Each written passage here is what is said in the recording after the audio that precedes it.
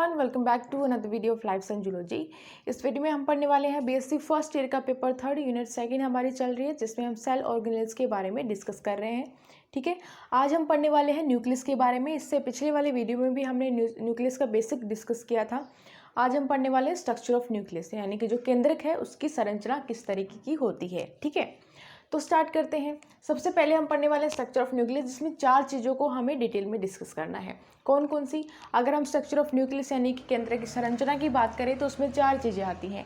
कैरियोथिका, जिसको nuclear envelope और nuclear membrane भी कहा जाता है, हिंदी में इसे केंद्रक झिल्ली कहा जाता है। ठीक है, नेक्स्ट है न्यूक्लियोप्लाज्म, यानी कि इसको कैरियोप्लाज्म में भी बोला जाता है। ठीक है, हिंदी में इसको केंद्रक द्रव्य कहा जाता है। ठीक है, थर्ड आता है न्यूक्लियोलस, यानी कि केंद्रिका। फोर्थ है क्रोमेटिन नेट, जो एक थ्रेड लाइक स्ट्रक्चर है, यानी कि क्रोमेटिन पाल के बारे में हम डिस्कस करने वाले हैं। ठीक है, तो स्ट्रक्चर ऑफ न्यूक्लियस में हमें 4 चीज़ें डिस्कस करनी है: न्यूक्लियर मेम्ब्रेन, न्यूक्लियोप्लाज्म, न्यूक्लियोलस और क्रोमेटिन नेट। ठीक है, सबसे पहले हम देखते हैं न्यूक्लियर मेम्ब्रेन के बारे में। ठीक है, तो सबसे पहले हम न्यूक्लियर मेम्ब्रेन के बारे में डिस्कस करने वाले हैं। न्यूक्लियर मेम्ब्रेन क्या है? ये डबल मेम्ब्रेन स्ट्रक्चर होता है। तो आप डायग्राम के थ्रू समझिए कि ये क्या है, न्यूक्लियस प्रेजेंट है। न्यूक्लियस किससे कवर्ड रहता है? न्यूक्लियर मेम्ब्रेन से। ठीक है, न्यूक्लियस जो है न्यूक्लियर मेम्ब्रेन से कवर्ड है। और जो ये न्यूक्लियर मेम्ब्रेन है ये डबल मेम्ब्रेन होती है। ठीक है, इसमें 2 मेम्ब्रेन प्रेजेंट है, outer membrane and inner membrane. अगर साइज की बात करें तो दोनों का ही साइज क्या है? 75 एंगस्ट्रॉम, 75 एंगस्ट्रॉम। ठीक है, दोनों का साइज सेम होता है। ठीक है, अब हम बात करते हैं कि ये जो न्यूक्लियर मेम्ब्रेन है इसके बीच में एक पेरी न्यूक्लियर स्पेस प्रेजेंट होता है। ठीक है, in between these membranes, outer और इनर मेम्ब्रेन के बीच में स्पेस प्रेजेंट होता है, जिसको हम पेरी न्यूक्लियर स्पेस कहते हैं, या इसको परिकेंद्रिकीय भी कहा जाता है। इसका जो साइज है वो 15 नैनोमीटर होता है। ठीक है, अब देखिए यहाँ पे ये आउटर मेम्ब्रेन है, ये इनर मेम्ब्रेन है, और बीच में जो आपको स्पेस दिखाई दे रहा है ये क्या है? Perinuclear space. ठीक है, नेक्स्ट है outer membrane is studded by ribosome. ठीक है, ये जो आउटर मेम्ब्रेन पे आपको क्या दिखाई दे रहे हैं? राइबोसोम्स प्रेजेंट है। ठीक है, तो ये आउटर मेम्ब्रेन पे राइबोसोम्स प्रेजेंट रहते हैं। अगर हम बात करें न्यूक्लियर मेम्ब्रेन की तो उसमें जो आउटर मेम्ब्रेन है इस पे राइबोसोम्स अटैच होते हैं। ठीक है, and it is continuation with endoplasmic reticulum. अब जैसे ही आउटर मेम्ब्रेन प्रेजेंट है, इसके पास में क्या प्रेजेंट है? इससे अटैच होती है एंडोप्लाज्मिक रेटिकुलम। ठीक है, ये एंडोप्लाज्मिक रेटिकुलम है। ठीक है, चारों तरफ एंडोप्लाज्मिक रेटिकुलम रहती है न्यूक्लियस के। ठीक है, नेक्स्ट पॉइंट है nuclear membrane is not continuous and it has several pores. अब ये देखिए, ये न्यूक्लियर मेम्ब्रेन है, ये कंटिन्यूस स्ट्रक्चर नहीं होता, इसमें बीच बीच में पोर्स प्रेजेंट होते हैं। ठीक है, तो ये क्या है? ये पोर्स होते हैं। ठीक है, यहाँ पे पोर्स प्रेजेंट होते हैं, जिनको क्या कहा जाता है? Nuclear pore.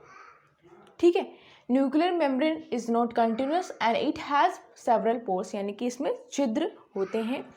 इनका साइज होता है 10 नैनोमीटर से लेकर के 100 नैनोमीटर तक। ठीक है, 10 नैनोमीटर से लेकर के 100 नैनोमीटर तक इसका जो है साइज होता है। Through these pores ribosome can pass. ठीक है, अब इन्हीं पोर्स से जो है राइबोसोम जो है पास होते हैं। अगर हम बात करें राइबोसोम का स्ट्रक्चर या साइज कितना होता है, तो वो 230 से लेकर 250 एंगस्ट्रॉम उसका साइज होता है। ठीक है, तो यहाँ पे हमने स्ट्रक्चर में क्या डिस्कस किया? हमें बेसिकली 4 चीज़ों को डिस्कस करना है: nuclear membrane, nucleoplasm, nucleolus and chromatin net. जिसमें हमने न्यूक्लियर मेम्ब्रेन में देखा कि ये डबल मेम्ब्रेन होती है, आउटर और इनर मेम्ब्रेन प्रेजेंट होती है, जिन दोनों का साइज सेम होता है। ठीक है, और आउटर और इनर मेम्ब्रेन के बीच में पेरी न्यूक्लियर स्पेस प्रेजेंट होता है। ठीक है, आउटर मेम्ब्रेन जो होती है उस पर क्या है? राइबोसोम अटैच रहते हैं चारों तरफ। ठीक है, और उसके बाद में आउटर मेम्ब्रेन के बाद में जस्ट कंटिन्यूटी में क्या रहता है? Endoplasmic reticulum. ठीक है, अब जो न्यूक्लियर मेम्ब्रेन होती है ये कंटिन्यूस स्ट्रक्चर नहीं होता, इसमें बीच में क्या है? पोर्स प्रेजेंट रहते हैं, जिनको हम न्यूक्लियर पोर कहते हैं। ठीक है, अब इन्हीं न्यूक्लियर पोर से क्या है? राइबोसोम पास होते हैं। ठीक है, अब हम पढ़ने वाले हैं कि आगे ये न्यूक्लियर पोर का फर्दर फंक्शन क्या होता है। आप इसको नोट कर सकते हो। न्यूक्लियर पोर की अगर हम बात करें तो nuclear pore are having certain plugs. ठीक है, इसमें कुछ प्लग्स प्रेजेंट होते हैं। ठीक है, ये प्लग्स किससे बनते हैं? न्यूक्लियोप्लाज्मिन प्रोटीन से। ठीक है, ये प्लग्स बनते हैं न्यूक्लियोप्लाज्मिन प्रोटीन से। अब इन प्लग्स को बोला जाता है एनुलस। ठीक है, तो ये जो न्यूक्लियर पोर हमने पढ़ा, न्यूक्लियर पोर के अंदर प्लग्स पाए जाते हैं। ये प्लग बनते हैं न्यूक्लियोप्लाज्मिन प्रोटीन से, इनको बोला जाता है एनुलस। ठीक है, अब जो न्यूक्लियर पोर प्लस एनुलस मिलकर के बनाते हैं पोर कॉम्प्लेक्स। ठीक है, क्या बनाते हैं? Pore complex. अब इस पोर कॉम्प्लेक्स का क्या फंक्शन होता है?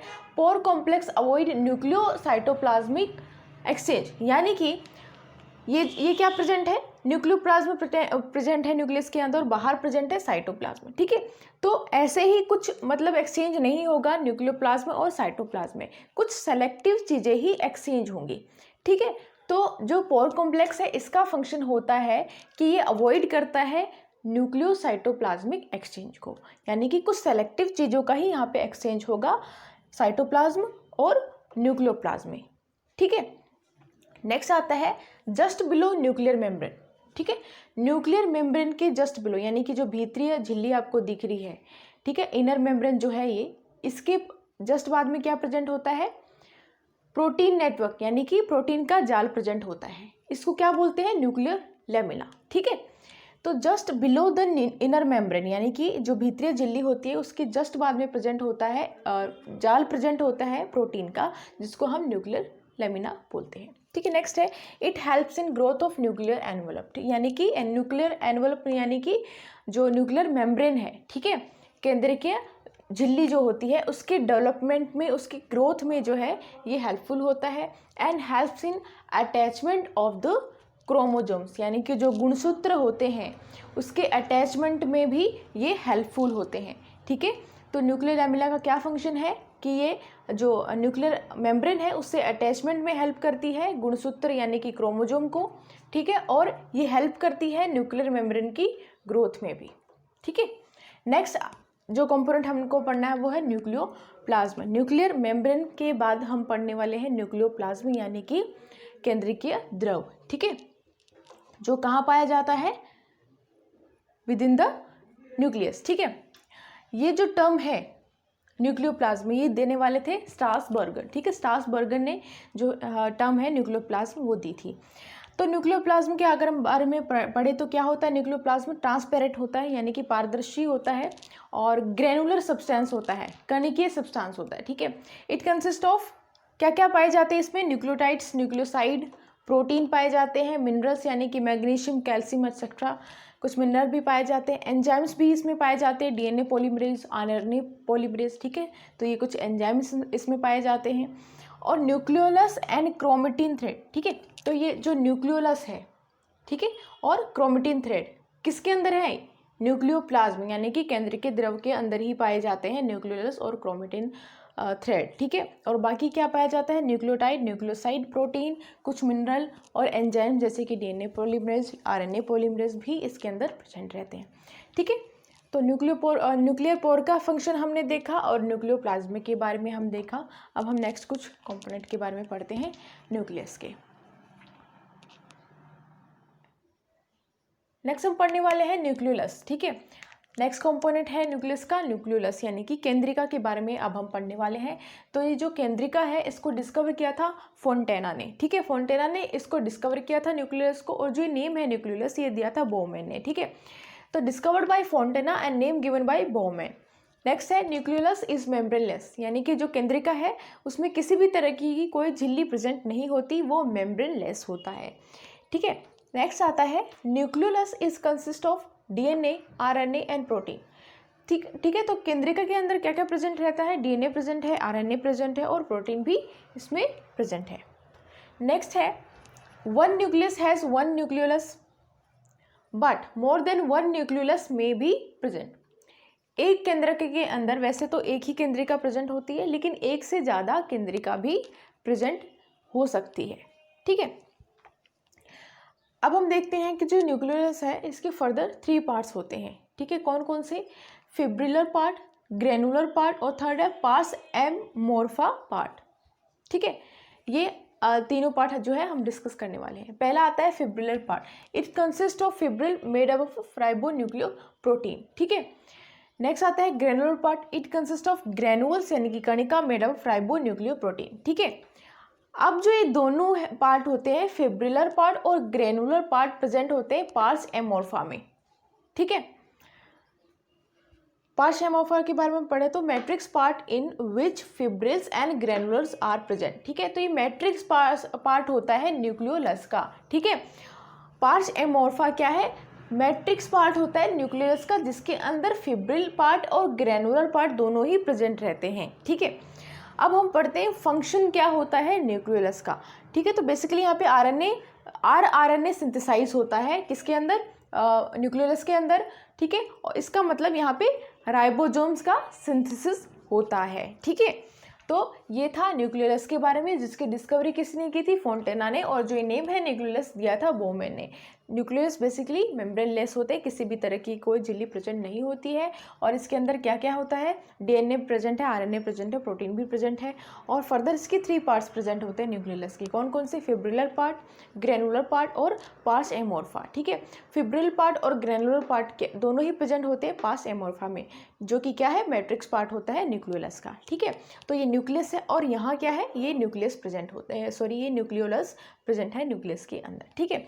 मेन फंक्शन क्या होता है, चीफ फंक्शन होता है न्यूक्लियोलस का, ये राइबोसोम का सिंथेसिस करते हैं, ठीक है। Now the fourth one, chromatin net, ठीक है। ये फोर्थ कंपोनेंट हम पढ़ रहे हैं न्यूक्लियस का, ठीक है, जो कि है क्रोमेटिन नेट। ये जो नेम है क्रोमेटिन नेट, ये दिया था फ्लेमिंग ने, ठीक है। अब जो ये क्रोमेटिन नेट है किससे बना हुआ होता है, मेड अप ऑफ थ्रेड से बना हुआ होता है, और जिसको इजिली स्टेन किया जा सकता है बेसिक स्टेन से, which can be stain by basic stains, ठीक है। Chromatin at the time of cell division, यानी कि जब कोशिका का विभाजन होता है, ठीक है, तो ये कंडेंस हो जा करके क्रोमोजोम्स का फॉर्मेशन करते हैं, यानी कि गुणसूत्र बनाते हैं, ठीक है। Chromatin at the time of cell division become condense to form chromosomes, ठीक है। नेक्स्ट है, ये जो क्रोमेटिन है ये भी 2 तरह के होते हैं, ठीक है। कौन कौन से, यूक्रोमेटिन एंड हेट्रोक्रोमेटिन, ठीक है। जिसमें से यूक्रोमेटिन जो है वो लाइटली स्टेन पार्ट होता है, और हेट्रोक्रोमेटिन डार्कली स्टेन पार्ट होता है, ठीक है। यूक्रोमेटिन जेनेटिकली एक्टिव है, लेकिन हेट्रोक्रोमेटिन जेनेटिकली इनएक्टिव होता है, ठीक है। यूक्रोमेटिन जो है ट्रांसक्रिप्शन करता है, ट्रांसक्रिप्शन परफॉर्म करता है, लेकिन हेट्रोक्रोमेटिन ट्रांसक्रिप्शन में पार्टिसिपेट नहीं करता है, ठीक है। तो क्रोमेटिन जो है बेसिकली 2 तरह की होती है, जिसमें यूक्रोमेटिन जो है वो फंक्शनल होता है, हेट्रोक्रोमेटिन इनएक्टिव होता है, फंक्शनल नहीं होता है, ठीक है। तो ये था fourth component of the nucleus. कौन कौन से थे 4 कंपोनेंट जो हमने डिस्कस किए थे, न्यूक्लियर मेम्ब्रेन, ठीक है, nucleoplasm and nucleolus, and fourth one is chromatin net, ठीक है।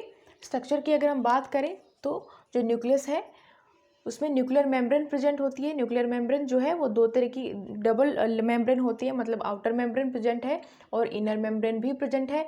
आउटर मेम्ब्रेन पे राइबोसोम अटैच होते हैं, साथ में कंटिन्यूटी होती है एंडोप्लाज्मिक रेटिकुलम की, ठीक है। इनर मेम्ब्रेन जो होती है जिसमें क्या प्रेजेंट है, प्रोटीन का नेटवर्क यहाँ पे प्रेजेंट रहता है, जिसको न्यूक्लियर लेमिना बोला जाता है, जो कि बेसिकली हेल्प करती है न्यूक्लियर मेम्ब्रेन की ग्रोथ में हेल्प करती है, और साथ में ही अटैचमेंट हो जाए क्रोमोसोम का न्यूक्लियर मेम्ब्रेन से, उसमें भी वो हेल्पफुल होती है, ठीक है। फिर हमने पढ़ा न्यूक्लियोप्लाज्म के बारे में, ठीक है। न्यूक्लियोप्लाज्म में क्या प्रेजेंट है, न्यूक्लियोलस भी प्रोटीन है प्रेजेंट है, और जो क्रोमेटिन थ्रेड है, क्रोमेटिन नेट जो है वो भी इसमें प्रेजेंट रहता है, ठीक है।